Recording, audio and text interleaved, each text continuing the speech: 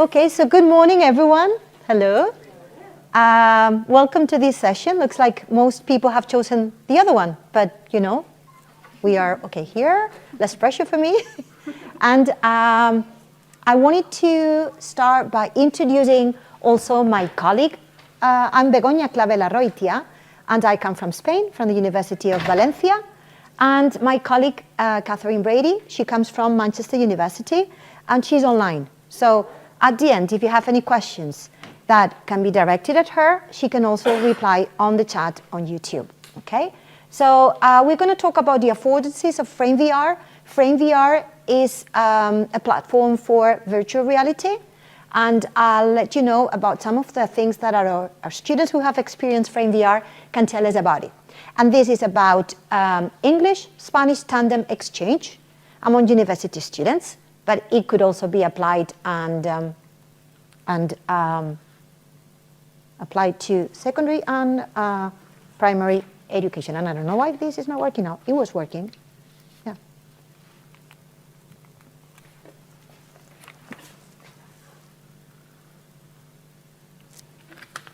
Okay. Thank you, no problem. So this is Cathy, and this is me. And as I said, she comes from Manchester University in the UK, and I come from the University of Valencia. Now, this is working now, great. So the index, I'll just give you a little introduction about how Cathy and I met. I will let you know a little bit about our exchange. I'll tell you about the tasks that we employed in this exchange. The affordances of FrameVR is what my students told me about it. It's not my opinion, but their opinion. I'll tell you how we collected those opinions. I'll also show you a little clip with them telling you about it and some conclusions, okay? And then I'll try to have some time at the end to discuss and to debate on this. So as I said, the introduction is just about how she and I met. Cathy collaborated with us in a school, and she actually is a teacher in secondary education apart from a teacher at the university. And she had an exchange in French in secondary education with another teacher and was coached in the eLife project. But in this particular case, I'm not going to talk about that. I'm going to talk about her exchange with my university students and her university students. I am an eLife coach. I am one of the partners in the consortium, and at the same time, apart from coaching students in primary and secondary education and the teachers, I also carry out my own exchanges at the university level, and this is what I'm going to talk about today here. So our exchange. My students were 66 in a group. For the camera. Okay, great. So, and they study the degree in English Studies, and they were in the 4th and final year in the degree, and all of them were taking my subject, second language acquisition and teaching of English as a foreign language. So very homogeneous, and all of them in the same class, and all of them doing the same thing.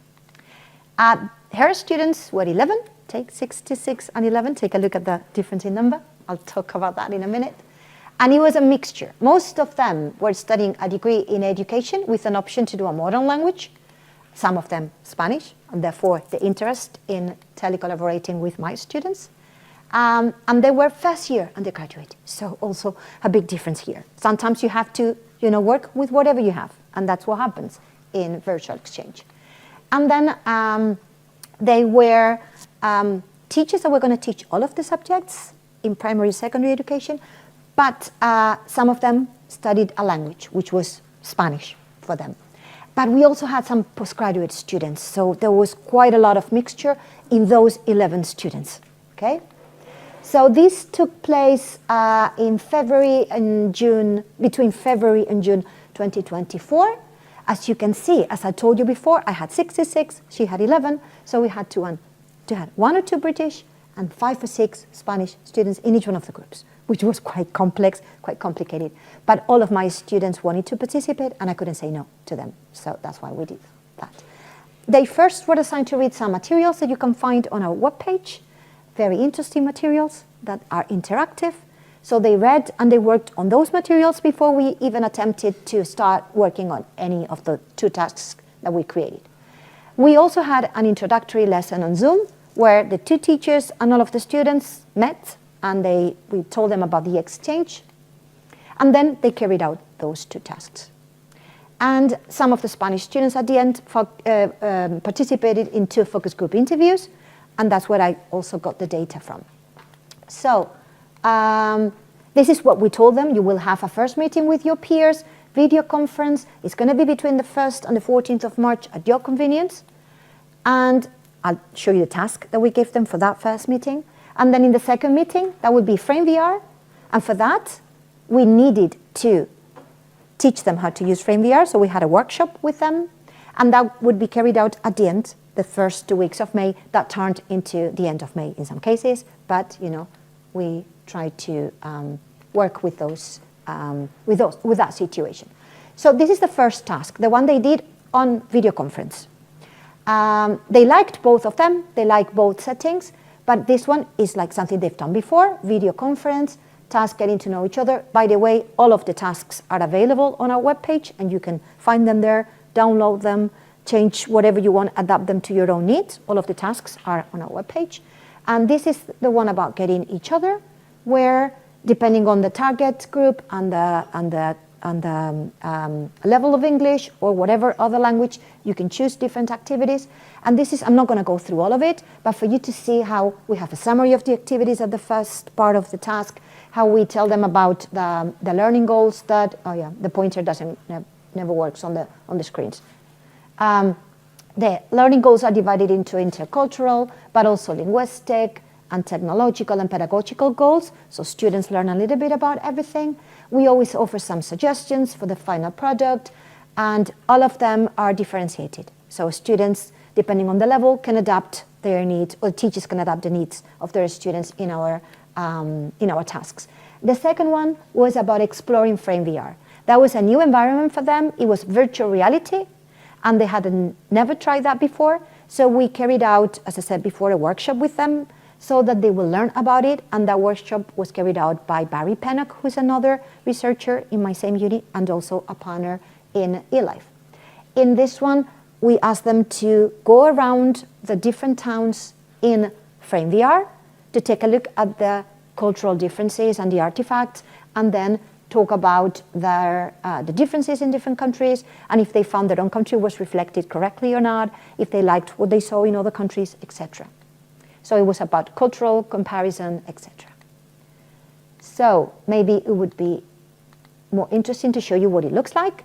This is Chatterdale, so we asked them to focus on both the Spanish and the British worlds. So this is Chatterdale, and it's the town that Nick, who's present here, created for us. He's our technician, he's there. People in online cannot see him, but he's there, I tell you. So this is me, this is my avatar, walking in Chatterdale, and this is Boots. We have recreated a British town, a typically British town. So we also have a B&B. People can go inside, can see it and talk about different things. There are tasks that we have. We have the police. Don't worry, we have never taken anyone to the police, station, but it is there. And this is also a kind of help that we get in the world. So you can talk to this person here, and they can guide you through the world if you need to be guided. This is Villacharra, which is the one where people speak Spanish. And it also recreates the Spanish world. So we have a kiosk, a typical kiosk in Spain, in Valencia. That's me again, walking around. This is Horchateria de Santa Catalina. This is not particularly Spanish, but more particularly Valencian. So this is a very nice place we have in Valencia. Nick saw that in real life, and he recreated it in a very detailed way, and people can go inside, see the menu. By the way, horchateria is just a place where you drink horchata, and horchata is a Valencian drink made of tiger nuts.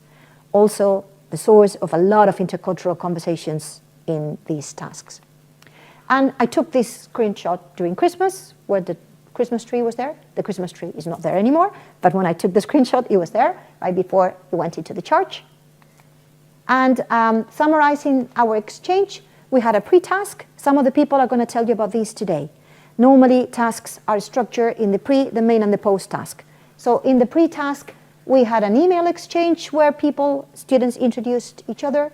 We had the Zoom sessions with their teachers, and we also had the workshop on FrameVR.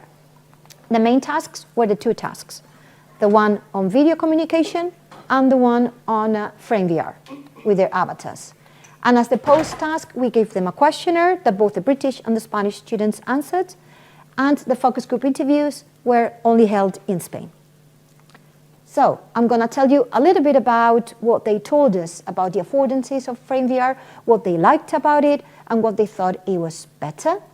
So they thought that they felt much more immersed when it came to FrameVR than when it came to video conferencing.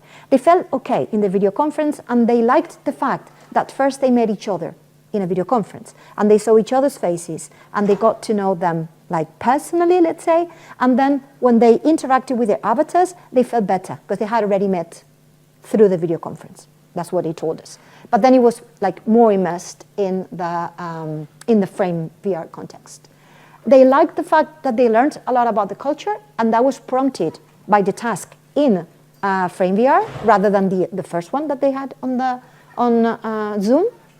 And they enjoyed the exploration and discussion about cultural artifacts in both countries. We asked them to go from this place to this other place. We gave them instructions. So they walked around. They learned how to upload content, and I hadn't taught them how to do that. So they uploaded like photos and videos of if they were talking about a Spanish singer or Spanish historical building, they would just upload the figure of it or the video or the photo, and they learned how to do that on their own. And that was something they really enjoyed. They also highlighted the fact that they learned about new technologies, and they really appreciated that. They said that they really found FrameVR a very exciting new tool for them, and they told us as future teachers, because most of them will become teachers, that they saw a very important communicative and pedagogical value in the use of FrameVR. They really enjoyed that and liked that. And they thought that as future teachers, they saw some potential in introducing FrameVR, both in primary and secondary education. So that is something they said. And of course, they are young people, and they also highlighted the fact that it was fun, that they had fun while carrying out the activities, and that they had fun throughout the whole process. Even though it was hard, it was extra work, it was something they did on top of everything else we did in the module, but they really enjoyed doing this. So I think it is much better for them to tell you about this than for me to tell you what they told me. So I have this short clip that I hope works.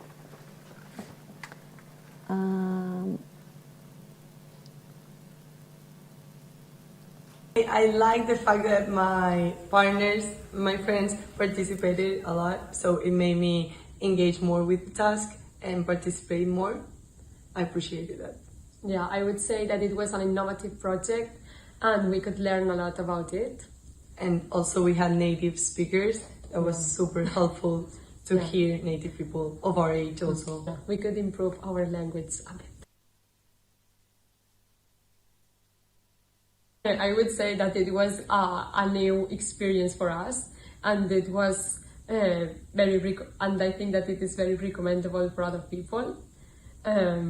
It was something innovative. I think for most of the people in the class was their first time trying this virtual world. It was also pretty nice that we could walk around, we could get into the building, see how they were inside, and the fact that we were walking also bring us some topics to talk about, which was also really nice, because if you wanted, there was always something to talk about. Yeah, and also we learned a lot about the different features and important monuments about the different countries and the traditions, and yeah, it was very rewarding.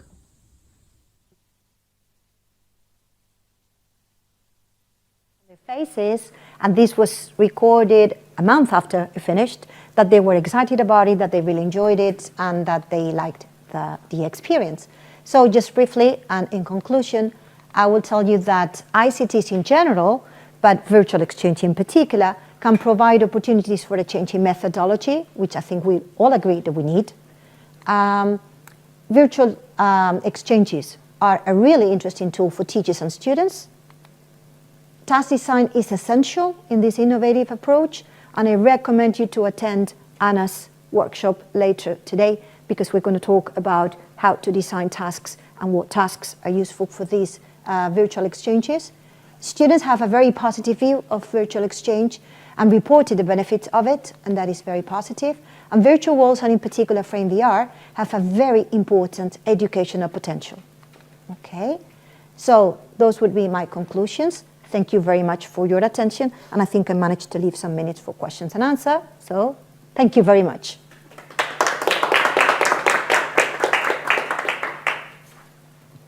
So who's taking the...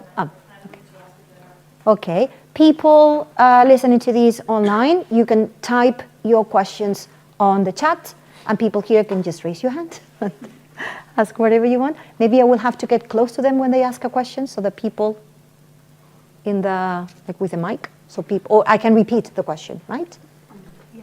Okay, so comments, questions, feedback. Feedback is useful as well. Yes. A question, because we are exploring now also working with the FrameVR and the environment what Nick created. Uh-huh. Did you have like a workshop yourself? Because you say you had a workshop for your students and for teachers. How can we learn? Okay, okay. I'm going to repeat that so people can hear. A person in the audience, a teacher in the audience, asked about this workshop on FrameVR and how we can use workshops with the students who are interested in this. There is plenty of information on the webpage. Nick has created a lot of videos that you can follow, and they are like introductory videos, videos where they tell you how to change your avatar, videos about how to move around. I mean, all of the information is on the webpage. In my case, I thought it was better to ask them to watch the videos first at home, but then I asked them to bring the laptops into my class. I asked them to register, and then they went into the world, and I asked Nick to help me with this, like to make one of the walls more open so more people could fit in. And then we all walked around, and Barry and I, my colleague from the University of Valencia, Barry Pennock, and I, we were in the classroom with them. We opened the computer in the classroom, they all had their laptops, and then we walked them through the world together with them. And that's when you find out, because you can watch many videos, but until you go there and you make your avatar walk, and then you see, how do I walk? How do I move from one place to another? Then they would ask the questions, they would tell us, you know, what problems they had. But they really enjoyed it. I mean, that workshop, at the end of that workshop, one of the students came to me and said, this has been the best class I've ever had at the uni, she said. Because she loved it, she loved the idea of using that in the future, she had fun. I mean, and I hadn't told them yet that they would see the goggles. Because what I'm talking about is the computer. And it's like what we call low immersion or 2D FrameVR, where they go into, with the avatars into the walls and they walk around, but with the goggles, and you will also have a chance to experience that today, later on today. With the goggles is 3D. Whole immersion. These students said they were fully immersed, but they didn't know what 3D was yet. So yeah, they really enjoy it. Thank you for your question. More questions, comments, feedback? So, Yes. is there an option for teachers to go, or pre-service teachers to go into the world and design their own task to do with their students, or how? Okay.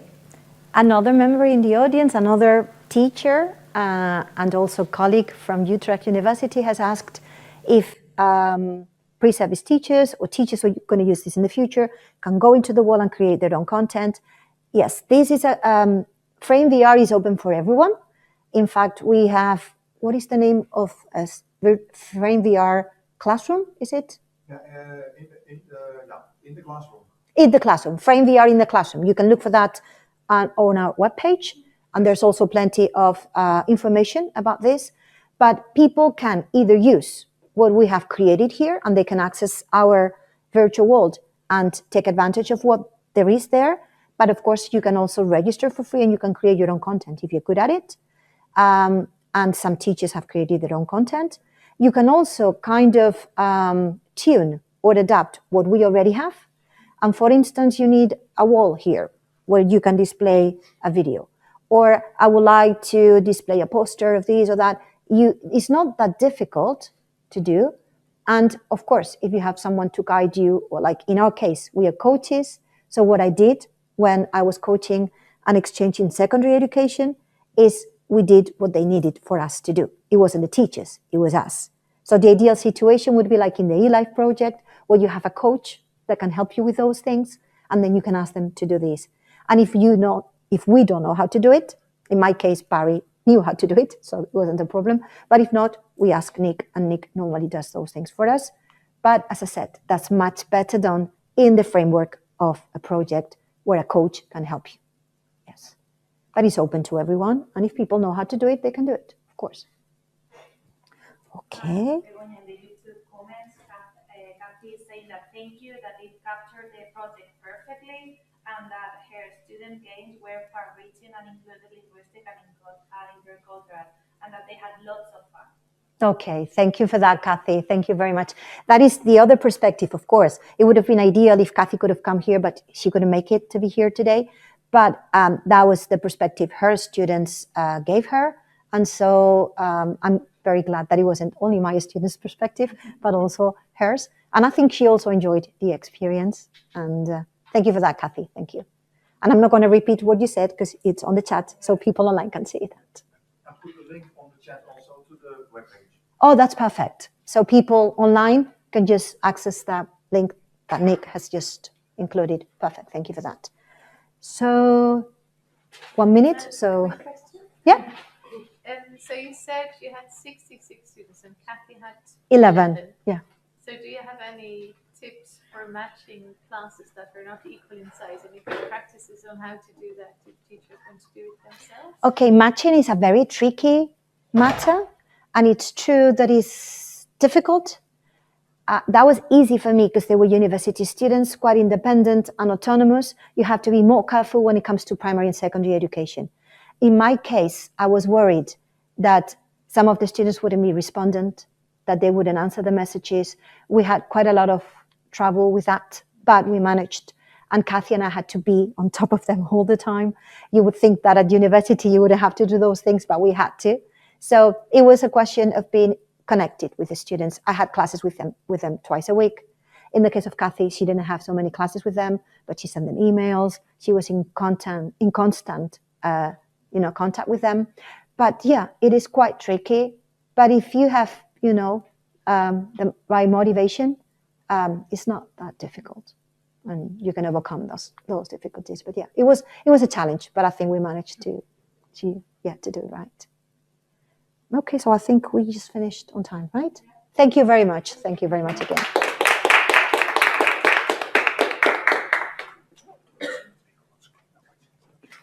Sorry? Right now? Okay, they are telling me to tell you, and people in the audience online as well, that the documentary is going to be shown right now. Is it? Okay, so take a look at that because it's very, very interesting. And during the coffee break, right? Yes, okay. You will have a chance to watch it later, but just in case, if they can watch it now, the sooner the better. Now, okay.